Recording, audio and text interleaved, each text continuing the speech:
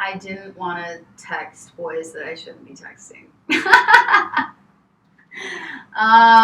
Yeah. I tried to tap into my frontal cortex and I was just like, what's going to get me off my phone? I just wanted to like choose me and figure out how I could make myself feel productive, artistic, and true.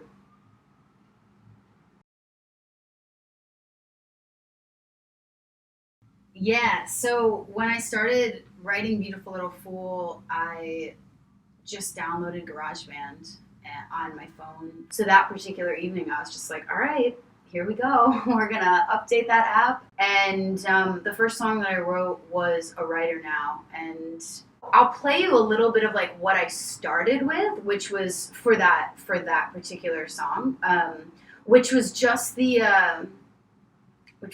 piano line. So what was beautiful about this app was that honestly, like it was just like really relying on my ear. I'm a little scared, but here we go.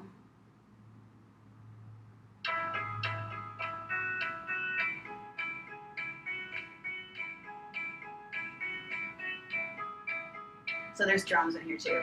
I forgot to mute them, but so just a rolling piano line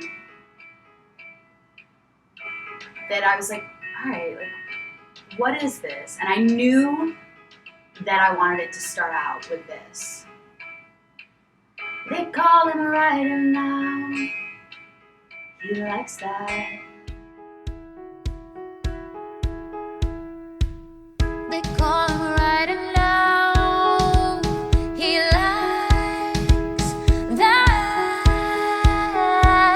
The downfall of the great romantic egoist. The story of the two and all their dramatics. And yeah, so that was the first song I wrote. And then basically like, my God, the next day, I was kind of struck by that. That was a Sunday evening, and I was really struck by like how I just wrote that song. The lyrics came out kind of immediately, much to my surprise, and I really used a lot of sampling as well in this show. Like I'm definitely interested in telling this story in abstract ways, and so I have found that sampling has helped that, contributed to that different way of storytelling.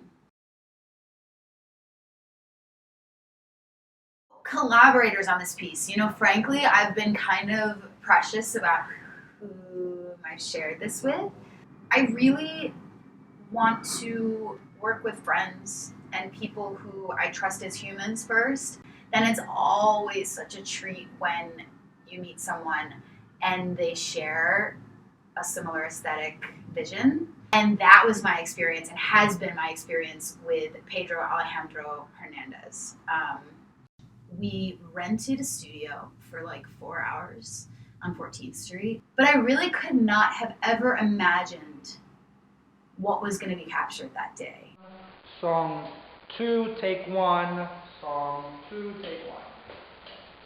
Because the visions and the worlds that were captured just in that 4-hour span exceeded my expectations wildly. So Pedro, I would absolutely consider the art director of the piece, no doubt.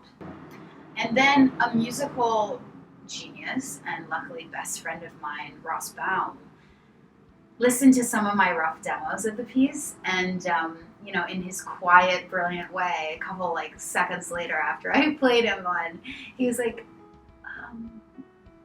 would you mind sending one of those to me? Like I have some ideas, like I think maybe I could make it like a little bit better, to which I was like, absolutely you can. Anything he wants to do musically with the piece, I'll have him, because he's someone I can trust fully with my musical pursuits. I have a dream trajectory for the piece, but I'm also really open to letting the souls that are meant to exist within this world come into the orbit of it in time. They call him a writer now. He likes that.